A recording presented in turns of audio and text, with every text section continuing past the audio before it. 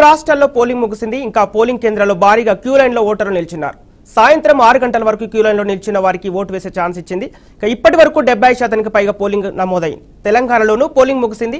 సాయంత్రం 5 గంటల వరకు 61.16% పోలింగ్ నమోదు కాగా 17 లోక్సభ నియోజకవర్గాలతో పాటు సికింద్రాబాద్ కంటోన్మెంట్ అసెంబ్లీ నియోజకవర్గంలో పోలింగ్ జరిగింది.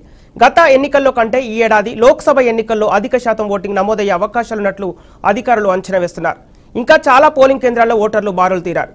దీనికి సంబంధించి పూర్తి డీటెయిల్స్ మా ప్రతినిధి లిఖిత లైవ్ ద్వారా అందిస్తారు.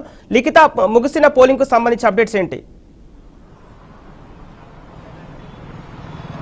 రైట్ సంపత్, చాలా పోలింగ్ కేంద్రాల వద్దనైతే మధ్యాహ్నం సమయం వరకు చాలా వరకు నెమ్మదిగానైతే పోలింగ్ సాగినట్లుగా తెలుస్తుంది. అంతేకాకుండా కొంతవరకు ఎండ తీవ్రత తగ్గిన తర్వాత కొంతమంది ఓటర్స్ బయటకు వచ్చి ఓటేసే పరిస్థితి కనిపిస్తుంది. దీంతోనే చాలా పోలింగ్ కేంద్రాల వద్దనైతే ఇప్పటికే ఓటర్స్ బారులు తీరాలని చెప్పుకోవాలి. మరికొంత ప్రాంతాల్లో మాత్రము ఓటర్స్ ఎవరు రాకపోవడంతో అయితే తెలంగాణ రాష్ట్రంలో కొన్ని పోలింగ్ కేంద్రాల్లో ఎవరు ఓటర్స్ లేరనుకొని అయితే 4 గంటలకే ఏవైతే పోలింగ్ కేంద్రాలు ఉన్నాయో వాటికి తాళాలు వేసుకొని వెళ్లిపోయిన పరిస్థితి కనిపిస్తుంది. ప్రస్తుతం 6 గంటలు సమయం ముగియడంతో ఇప్పటికైతే చాలా వరకు పోలింగ్ కేంద్రాల్లోనైతే ఇప్పటికే తాళాలు వేసిన పరిస్థితి కనిపిస్తుంది. మిగతా అంటే ఇప్పటి వరకు వచ్చే ఓటర్స్ ఎవరైతే ఉన్నారో ఆల్రెడీ లైన్ లో నిలబడిన వాళ్ళని లోపలికి అలౌ చేస్తూ వారితో ఓటింగ్ అయితే జరుపుతున్న పరిస్థితి కనిపిస్తుంది. ఇంకా ఈ యొక్క సిబ్బందికి సంబంధించిన స్పెషల్ బస్సులు ఏవైతే ఉన్నాయో ఆల్రెడీ రెడీ అయిపోయి పోలింగ్ అనేది నమోదైందని బాధపడుతున్నారు. హైదరాబాద్ నగరంలో మరీ తక్కువగా ఈ యొక్క పోలింగ్ జరిగిందంటూ కూడా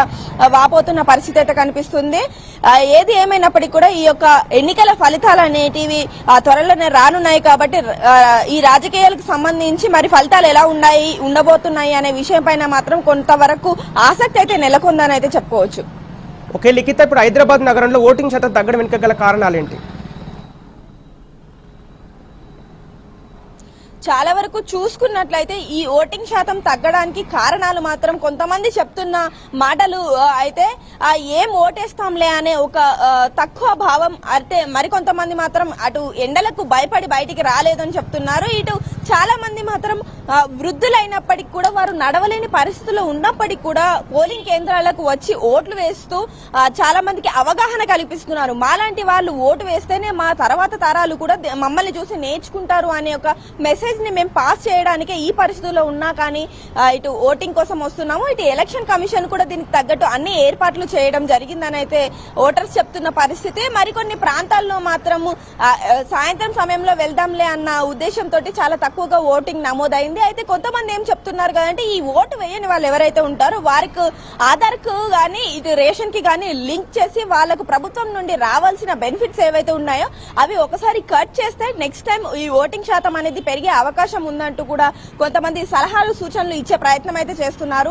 ఎందుకంటే ఓటింగ్ శాతం అనేది పెరిగితేనే అభివృద్ధి అనేది బాగుంటుంది, సరైన నాయకుడిని ఎన్నుకునే అవకాశం ఉంటుంది. కాబట్టి ఈసారైనా కొంతవరకు ఈ ఓటింగ్ శాతం అనేది పెంచే పరిస్థితి ఉంటుంది. చాలా వరకు ఈ క్రికెట్ సమయంలో కావచ్చు, అదే కొత్త సినిమా రిలీజ్ అయితే ఎంతో మంది క్యూలో నిలబడతారు. ఉదయం నుండి వెళ్లి లేదా రాత్రి నుండి వెళ్లి ఆ యొక్క ఏవైతే గ్రౌండ్లలో కావచ్చు ఇటు థియేటర్ల వద్ద కావచ్చు ఎక్కువగా బారులు తిరుగుతున్న పరిస్థితి అయితే మనం ఎన్నోసార్లు చూస్తూ ఉంటాము. అలాంటిది ఎంతో ముఖ్యమైన ఈ ఓటుకు సంబంధించి మాత్రం కొంత నిర్లక్ష్యం అయితే వహిస్తున్నారు. ఇట్లాంటి నిర్లక్ష్యం పనికిరాదంటూ కూడా కొంతమంది చెప్పడం అయితే జరుగుతుంది. ఇప్పటికైనా యువత కావచ్చు ఈ ఓటర్స్ ఎవరైతే ఓటు వేయని వాళ్ళు ఉన్నారో వారు మేల్కొని తమ ఓటు హక్కును వినియోగించుకునే ప్రయత్నం అయితే చేయాలంటూ కూడా మాటలు అయితే వినిపిస్తున్న పరిస్థితి కనిపిస్తుంది. ఓకే లిఖిత, నేను మళ్ళీ తీసుకుంటాను మిమ్మల్ని. ముగిసిన ఎన్నికలకు సంబంధించి పూర్తి అప్డేట్స్ మా ప్రతినిధి వాసు అందిస్తారు. వాసు,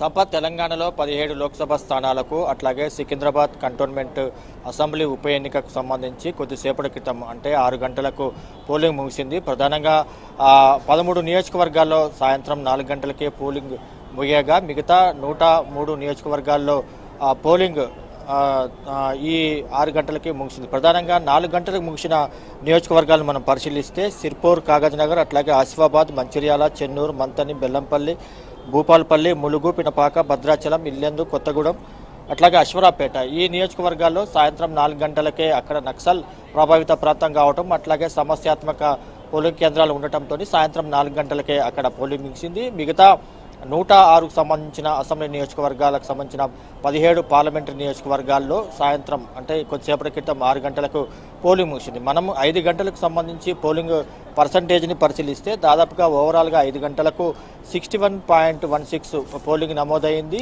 అట్లాగే మనం నియోజకవర్గ వారీగా పరిశీలిస్తే ఆదిలాబాద్లో 69.81, అట్లాగే పెద్దపల్లిలో 63.86, అట్లాగే కరీంనగర్లో 67.67, అట్లాగే నిజామాబాద్లో 67.96, జహీరాబాద్లో 71.91, అట్లాగే మెదక్లో 71.33, మల్కాజ్గిరిలో 46.27, అట్లాగే సికింద్రాబాద్లో 42.48, హైదరాబాద్లో 39.17, చేవెళ్లలో 53.17, మహబూబ్ నగర్లో 68.40, నాగర్ కర్నూలులో 66.53, నల్గొండలో 70.36, అట్లాగే భువనగిరిలో 72.34, వరంగల్లో 64.08, ఖమ్మంలో 70.76. ఈ రకంగా తెలంగాణలో 17 లోక్సభ నియోజకవర్గాలకు సంబంధించి పోలింగ్ ముగిసింది. 5 గంటలకు ఇప్పుడు మనం చెప్పుకున్న పర్సంటేజ్ నమోదైంది. దీనికి అదనంగా ఇంకొక 10% వరకు పోలింగ్ శాతం పెరిగే అవకాశం ఉంది. అట్లాగే తెలంగాణలో ప్రశాంతంగా ఎన్నికలు ముగిశాయని చెప్పుకోవాలి. పాత బస్తీలో బీజేపీ అభ్యర్థి మాధవి లత మీద ఎఫ్ఐఆర్ నమోదైనట్టుగా ఈసీ ప్రకటించింది. అట్లాగే నిజామాబాద్, జహీరాబాద్ నియోజకవర్గాల్లో జహీరాబాద్లో కాంగ్రెస్ కార్యకర్త మీద, అట్లాగే నిజామాబాద్లో బీజేపీ కార్యకర్త మీద ఎఫ్ఐఆర్ నమోదైనట్టుగా ఈసీ సమాచారం తెలిపింది. ఈ రకంగా తెలంగాణలో ఎన్నికలు ప్రశాంతంగా పూర్తి కావడంతో ఈసీ కూడా ఆయా సిబ్బందికి కృతజ్ఞతలు తెలిపింది. అట్లాగే దీనికి సంబంధించిన పూర్తి స్థాయి, ఎందుకంటే చాలా నియోజకవర్గాల నుంచి ఇంకా క్యూలో నిలబడి ఓటర్లు ఓటు వేస్తున్నారు. అదంతా కూడా పూర్తయిన తర్వాత రేపు దీనికి సంబంధించిన ఓవరాల్గా ఎంత నమోదైంది, ఎంత పర్సెంటేజ్ నమోదైంది అనేది మనకి క్లియర్గా ఒక పర్సెంటేజ్ సంబంధించిన ఫిగర్స్ వస్తాయి. ఇప్పటికైతే చాలా భారీ ఎత్తున పోలింగ్ జరిగిందనే చెప్పుకోవాలి. గతంతో పోల్చుకుంటే ఈసారి ఈ పోలింగ్ పర్సెంటేజ్ బాగా పెరిగింది. దీనికి ఈసీ కూడా అనేక రకాలుగా చర్యలు తీసుకోవటం కానీ, హోమ్ ఓటింగ్ ఏర్పాటు చేసి ఇంటి వద్ద ఓటు వేసుకునే విధంగా పోలింగ్ కేంద్రాలు ఏర్పాటు చేయడం కానీ, ఇట్లాగే ఆ ఓటుకు సంబంధించి 5 o'clock వరకే ఉన్నదాన్ని ఒక 1 hour ఎక్స్టెన్షన్ చేసి, అంటే 7 to 6 వరకు ఒక గంట సమయాన్ని అదనంగా పొడిగించడంతో కూడా ఈ పర్సెంటేజ్ పెరిగిందని చెప్పుకోవాలి. దీనికి సంబంధించి తెలంగాణలో ఇప్పటికీ ప్రశాంతంగా ఓటింగ్ ముగిసింది. సికింద్రాబాద్ కంటోన్మెంట్కి సంబంధించి 47.88% 5 o'clockకి ఓటింగ్ నమోదైంది. ఇంకా అక్కడ క్యూలో నిలబడి కూడా ఓటర్లు ఓటకు వినియోగించుకుంటున్నారు. అంటే ఓవరాల్గా తెలంగాణకు సంబంధించి సికింద్రాబాద్ కంటోన్మెంట్ కానీ, అట్లాగే ఈ 17 లోక్సభ స్థానాలకు సంబంధించి కానీ పూర్తి స్థాయి ఫిగర్ ఈ సాయంత్రం, అంటే ఈ రాత్రి 8 లేదా 9 గంటల వరకు వచ్చే అవకాశం ఉంది. దీనికి సంబంధించి రేపు పూర్తి వివరాలు ఈసీ వెల్లడించే అవకాశం ఉంది. సంపత్. ఓకే వాసు, ఇప్పుడు 2019తో పోల్చుకుంటే ఈసారి ఎంత పోలింగ్ నమోదైంది? అప్డేట్స్ ఏంటి?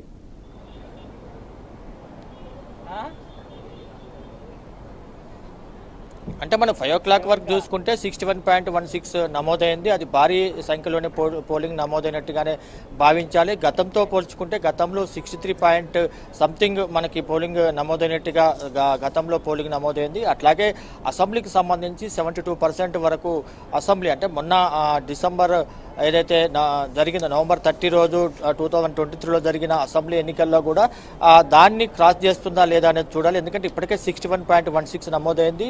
ఇంకా క్యూలో నిలబడి చాలామంది ఓటర్లు ఓటు హక్కును వినియోగించుకునే అవకాశం ఉంది. ఇదంతా కూడా ఓవరాల్గా 70% పైన నమోదయ్యే అవకాశం ఉంది. ఇటు గంట సమయం అదనంగా పెంచడం కూడా ఈ పోలింగ్ శాతం పెరిగేందుకు ఒక కారణమని చెప్పుకోవాలి. ఇది ఈసీ కూడా పకడ్బందీగా చర్యలు చేపట్టింది. అంటే సమస్యాత్మక ప్రాంతాల్లో 4 గంటల వరకే పోలింగ్ నిర్వహించడం, మిగతా 106 నియోజకవర్గాల్లో సాయంత్రం 6 గంటల వరకు పోలింగ్ నిర్వహించడం, ఇదంతా కూడా పర్సంటేజ్ పెంచేందుకు కానీ అట్లాగే గతంలో ఉన్న పర్సంటేజ్ కంటే ఎక్కువ పోలింగ్ నమోదయ్యేందుకు అవకాశం కానీ ఉందనే మనం భావించాలి. సంపత్. ఓకే వాసు, ఇప్పుడు పలు చోట్ల భారీ వర్షాలు కురిసినట్టు తెలుస్తోంది. మరి అక్కడ పోలింగ్ ఎలా ముగిసింది?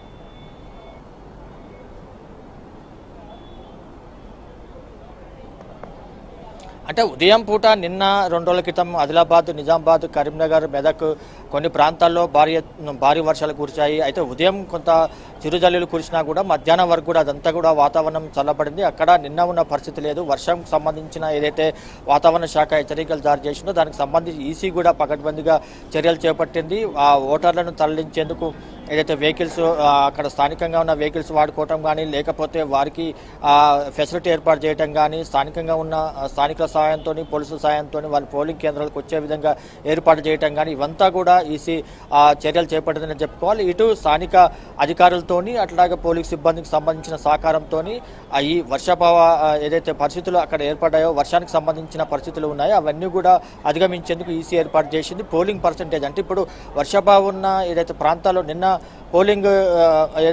వర్షం కురిసిన ప్రాంతాలు ఉన్నాయో, ఆదిలాబాద్ కానీ, మెదక్ కానీ, అట్లాగే కరీంనగర్ ప్రాంతాల్లో భారీ ఎత్తున పోలింగ్ జరిగింది. దాదాపుగా 70% వరకు ఆదిలాబాద్ పార్లమెంటు స్థానంలో పోలింగ్ జరిగింది. అంటే ఆ రకంగా ఈసీ ఆ వర్షానికి సంబంధించిన కానీ ఇతరత్ర ప్రకృతికి సంబంధించిన ఏదైనా అవాంతరాలు వచ్చినా కూడా అధిగమించేందుకు ఏర్పాటు చేసింది. ఆ రకంగా పోలీస్ కేంద్రాల దగ్గర కూడా ఓటర్లని తీసుకొచ్చి వారిని అక్కడ సేఫ్గా వారు ఓటు వేసే విధంగా ఈసీ ఏర్పాట్లు చేసిందని అనుకోవాలి. సంపత్. ఓకే వాసి, ఇప్పుడు గ్రామాల్లో చూసుకుంటే పోలింగ్ శాతం ఎక్కువ మొత్తంలో నమోదైంది. మరి హైదరాబాద్ నగరంలో అతి తక్కువ పోలింగ్ నమోదవడానికి గల కారణాలేంటి?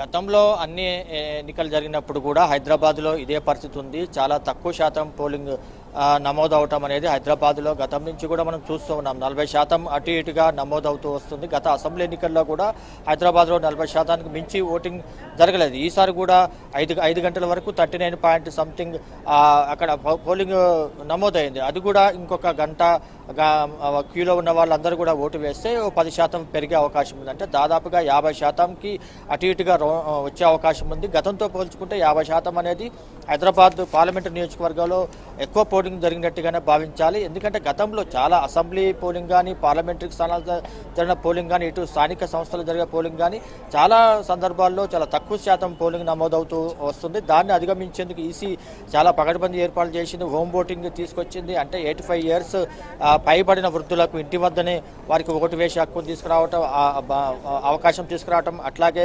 దివ్యాంగులకు వాళ్ళు ముందస్తుగానే అప్లై చేసుకుంటే వారు ఇంటి దగ్గరే ఉండి హోమ్ ఓటింగ్ పద్ధతి ద్వారా ఇంటి దగ్గరనే ఓటు వేసే అవకాశం తీసుకురావటం, ఇటు గంట సమయం అదనంగా పెంచడం, ఇవన్నీ కూడా హైదరాబాద్లో కూడా పోలింగ్ శాతం పెంచే విధంగానే ఈసీ ఏర్పాటు చేసిందనే భావించాలి. అట్లాగే ఆ రకంగా గతంతో